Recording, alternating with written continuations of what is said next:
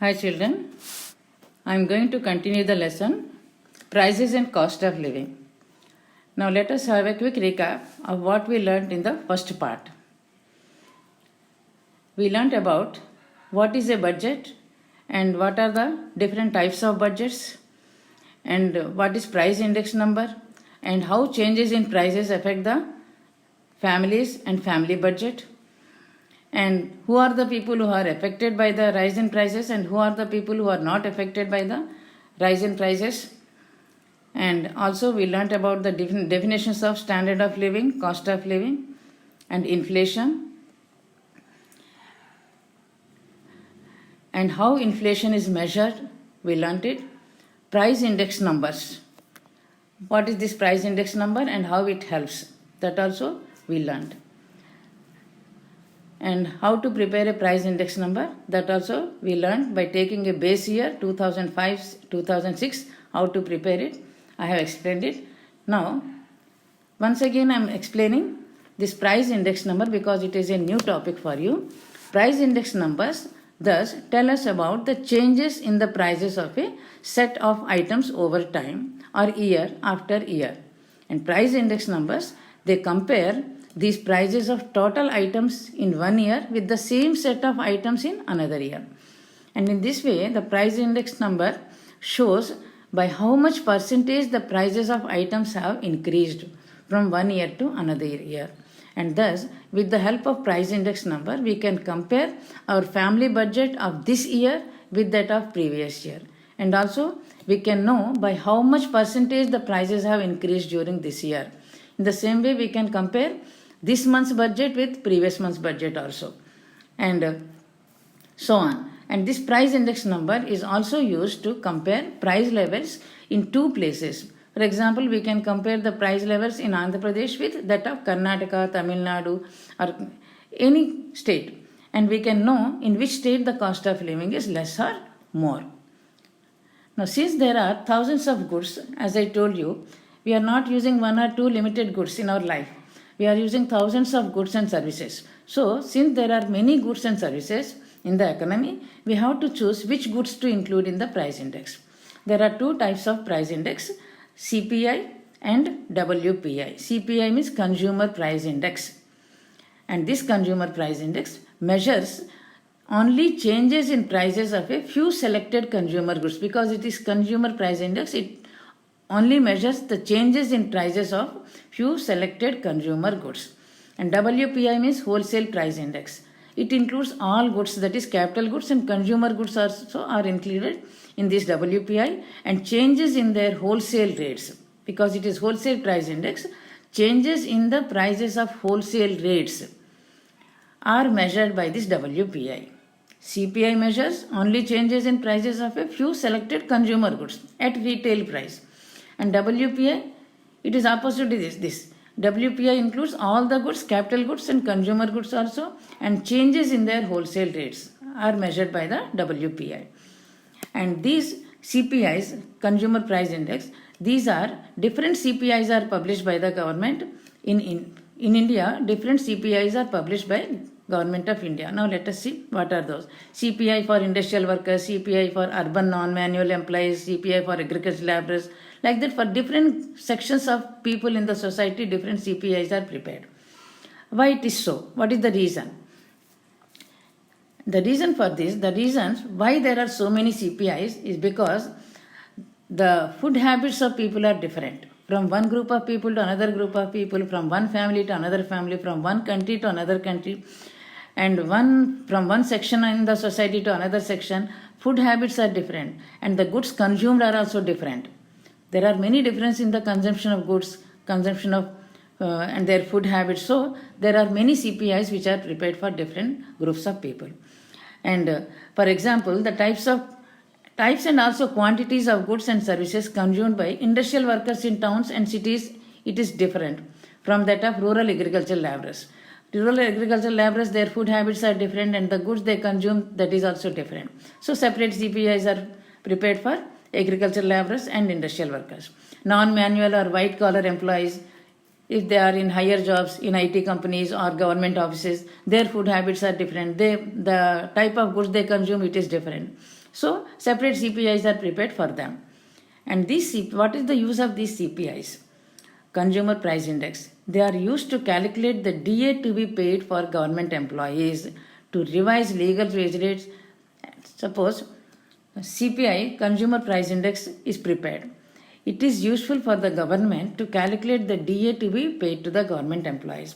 Whenever there is rise in prices, I told you the government revises the DA to be paid to the government employees. It increases the dearness allowance to be paid to the government employees so that they can cope up with the increase in prices. And how much DA is to be increased, that is decided by seeing to the CPIs. So these CPIs are useful to calculate the DA to be paid for government employees. To revise the legal wage rates, I also told you whenever there is rise in prices, the government also revises the minimum wages to be paid to the laborers. Though the government has passed the Minimum Wages Act, it revises the wages to be paid to the laborer from time to time. Whenever there is an increase in prices, it revises those legal wage rates also. So to revise these legal wage rates also, the CPIs are useful. And one more thing, to estimate the number of poor people in India, these CPIs are very useful. To calculate the DA to be paid to the government employees, to revise legal wage rates of the laborers, and also to estimate the number of poor people in India, these CPIs are useful. And inflation, generally it is measured on the basis of changes in WPI. By seeing to the wholesale price index, inflation is generally measured. Remember it. Now how to construct CPI? Let us try to construct a simple CPI, that is Consumer Price Index, for some items that we buy for our household consumption. Now write down the amount of each of the items that are purchased last month in your family. Quantity, how much purchased, and the prices of last month. Second column. You can see in the table, last month prices are given: rice, onions, dal and gas cylinder. These are the items, and last month prices are given in the second column, and how much quantity is purchased, that is given in the third column. 25 kgs of rice, 5 kgs onions, 4 kgs dal and 1 gas cylinder. Now the quantity is given, price is given. So total expenditure can be arrived at by multiplying the price with the quantity. We will arrive at the total expenditure last month, and that comes to 1500. The total of the fourth column, it is 1500. It comes to 1500 rupees. Now see this month's prices. This month's prices are increased. You can see here last month's prices and this month's prices. Column 2 and 5. All the prices are increased. Now put the prices of these rice, onions, dal and gas cylinder in the fifth column. And then sixth column, this month, how much quantity you purchased this month. The same quantity is purchased every month, so the same quantity. And then multiply again fifth column with sixth column, you will arrive at expenditure, total expenditure this month, and that comes to 1850. That means there is a difference of 350 rupees in the total expenditure of last month and this month. You can see here 1500, 1850. There is an increase by 350 rupees. This is how we construct CPI.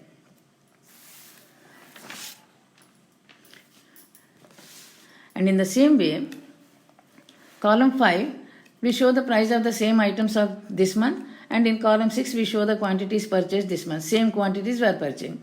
Now let us keep these quantities the same as last month, and again if we multiply the quantities with the prices, we will arrive at the total expenditure. And if we see the price index number, that means by how much percentage the price is increased, it comes to 23.3%. Compared to the previous month, the prices have increased by rupees 350.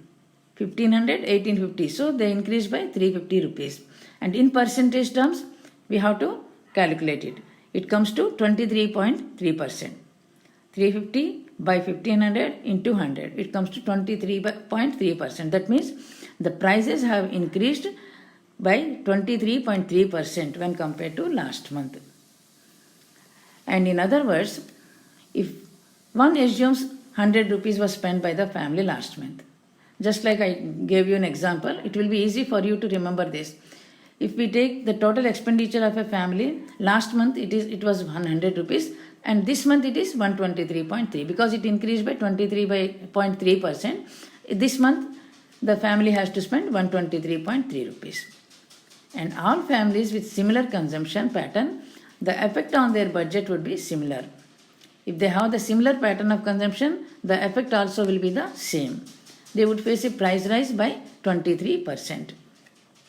And the CPI is calculated in the same manner, assuming the importance of various items of expenditure. And if the average price level of these four goods which we discussed now, last month was 100, it has now increased to 123.3. That means compared to last month, the price level of these four items has increased by 23.3%. Now I hope you understood this point. Now let us see food inflation. What is this food inflation? Since 2009, the government began to estimate a new index, to prepare a new index. It is Food Price Index, FPI. In short, we call it as FPI. And this index is used to estimate the rise in prices of only food items. So it is called as food inflation, FPI, Food Price Index. Food Price Index shows the changes in the prices of only food items. And that is why it is called Food Price Index. And the FPI consists wholesale price of food materials. FPI means it consists of wholesale prices of all the food materials such as rice, wheat, pulses, vegetables, sugar. All these come under food items. Edible oils. And in 2011 and 12, edible oils accounted for higher food inflation. It was the edible oils which were increased to higher rate during 2011-12. And during that year, about 50% of India's edible oil requirements were met through imports. We imported crude palm oil, sunflower oil, soya bean oil from other countries.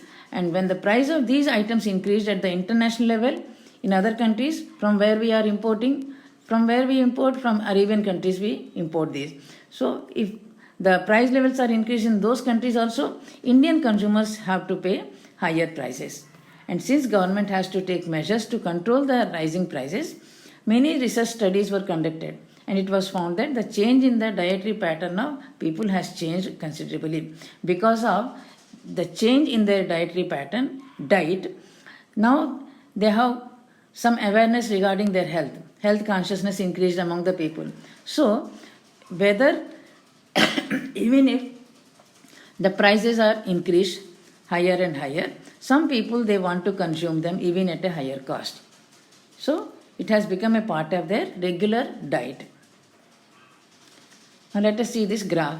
If you look at at this graph, you can see rice, cotton, edible oils, pulses, sugar. These are the 5 items shown in this graph. You can see that there is a continuous increase in the prices of these items. And how much increase you can also make out by seeing to the graph. Now, most of the petroleum products such as petrol, diesel and kerosene, they are made from crude oil. Mostly, we import this crude oil from other countries. And the increase in crude petroleum prices, if the crude oil prices increase along with metal and chemical prices also, it has led to inflation in India because inflation means general increase in the prices of goods and services over a long period. And since these are basically the raw materials used to produce some consumer goods in India, so the increase in their price led to increase in the prices of consumer goods also. So, thus it led to inflation in India. When the prices of crude oil increased, some of the consumer goods which are produced out of this crude oil, also the prices of those consumer goods increased in India and it led to inflation in India. Now, role of government in regulating prices. When there is general inflation and a rapid rise in the wholesale price index, it is a matter of great concern for the industrialists because WPI means wholesale price index, shows changes in prices of both capital goods and consumer goods. And if the cost of machinery which comes under capital goods increases, the goods produced by that machinery will also be costlier because increased cost of the machinery is always added to the cost of the product. Please remember this fact. Whenever the prices are increased, The increased cost of the machinery is always added to the cost of the product by the producer. The producer does not bear it from his pocket.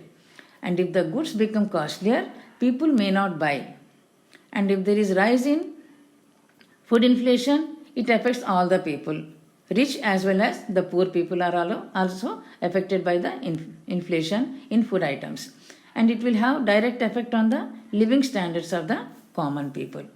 And during high levels of inflation, it is not only the poor, the low income groups or people with fixed incomes who are affected, but even the people with high incomes are also affected.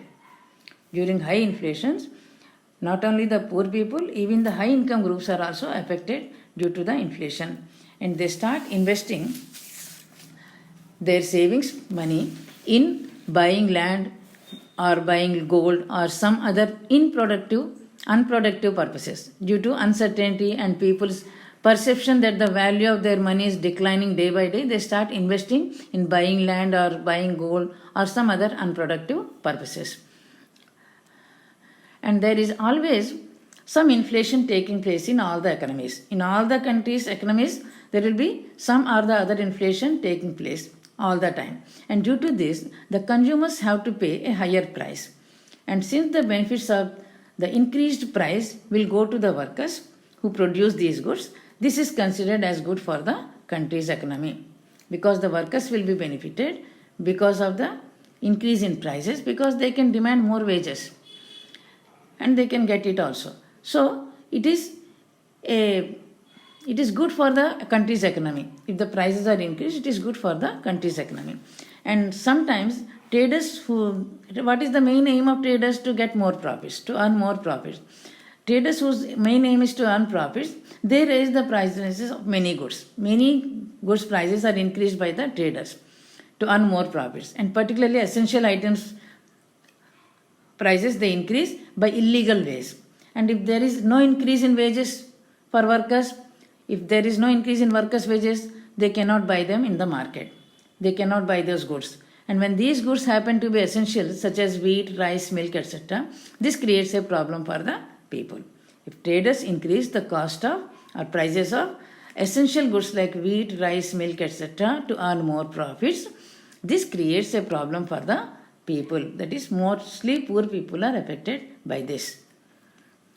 And to avoid this type of situation, the government should regulate or control the prices of goods and also keep a close watch on these traders who exploit the consumers. There is a need for regulation of traders and keeping a close watch on them by the government. The government is taking many initiatives to control the prices. Now let us see what is the government doing. In agriculture chapter already we have learnt, because the government purchases the food grains produced by the farmers by announcing minimum support price. And this minimum support price is fixed in such a way that the farmers can get the cost of production plus minimum profit. And this policy helps not only farmers, it saves the farmers from getting losses, but also it is used by the government to regulate the prices. This policy helps the government to regulate the prices of paddy, wheat in the market, because 1/3 of the produce it is purchasing from the farmers. And for this produce it is fixing the rate also, MSP, minimum support price. And if it is not mandatory for the farmers to sell their produce to the government. If they want, they can sell it to the traders. But if they sell at this MSP, they will not be at loss. And this policy also helps the government to regulate the prices of paddy and wheat in the market. And similarly, both the central and the state governments also, they fix prices for sugarcane. When this sugarcane is procured to make sugar in cooperative sugar mills, the sugarcane is purchased from the farmers to make sugar in cooperative sugar mills. And then also the state government and the central governments also, they fix a price for this sugarcane. And this also is done. This is also one of such measures to regulate the price of sugarcane in the market. Now, PDS, Public Distribution System. I hope everyone remembers this public distribution system. I am repeating once again. The government purchases food grains like wheat and rice from the farmers through FCI by announcing MSP, minimum support price, and it is fixed in such a way that the farmers are able to get the cost of production plus minimum profits, so that the farmers will not be at loss. And these food grains are supplied to all the ration shops to be distributed to the BPL families at a rate lesser than the market price.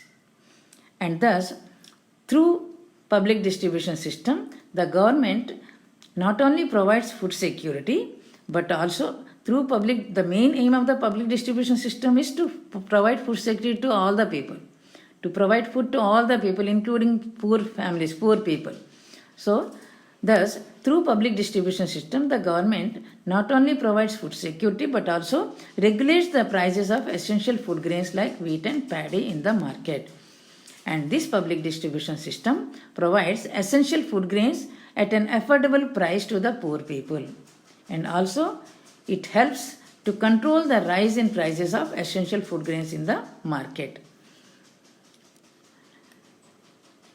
Now the next one is administrative price mechanism. In short, it is called as APM, administrative price mechanism. And under this APM, the government purchases goods like kerosene, petrol, diesel, and compressed natural gas, CNG, etc. from the traders by fixing a rate and sells them at an affordable price, subsidized rate to the people. And the government purchases at high rate and sells to the people at a lower rate, at an affordable price. And it is called subsidized rate. And the government bears the loss for the welfare of the people. And it is mandatory for the traders to sell these goods to the people at the rate fixed by the government. Under APM, it is mandatory for the traders to sell these goods like petrol, diesel, kerosene, gas, all these to the people at the rate fixed by the government. And this is called administrative price mechanism. And this administrative price mechanism prevents hoarding. Do you know what is hoarding? Hoarding means sometimes some traders hide away their stocks and they release it into the market again when the prices are very high to gain profits. And this is called hoarding. And APM, that is administrative price mechanism, prevents hoarding and also helps to keep the price levels of certain commodities within reasonable level. And under APM, the prices are partly or solely subsidized by the government to facilitate their availability to the people.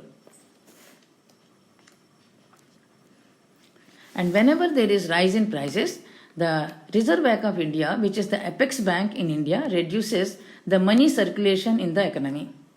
For this, what does the RBI do? RBI gives instructions to all the banks to lend less or more.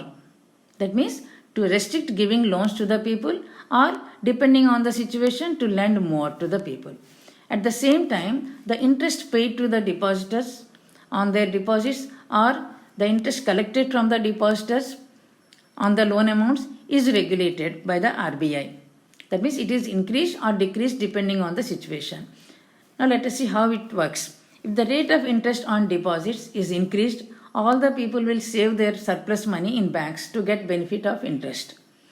And if the interest on loan amount is increased, less people will come forward to take loans from the banks. In both the situations, in both the ways, there will be less money in circulation.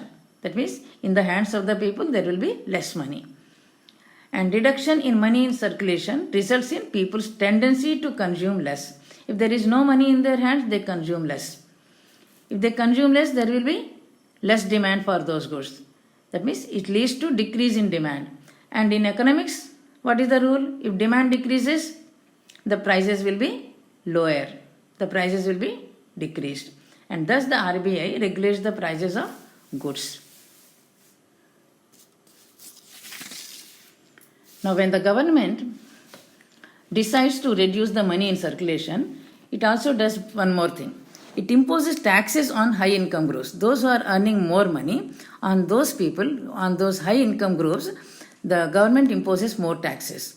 What is the tax collected from high income groups? It is income tax. So the income tax is increased by the government. When the government decides to reduce the money in circulation, it imposes taxes on high income groups. That is to say that income tax is increased.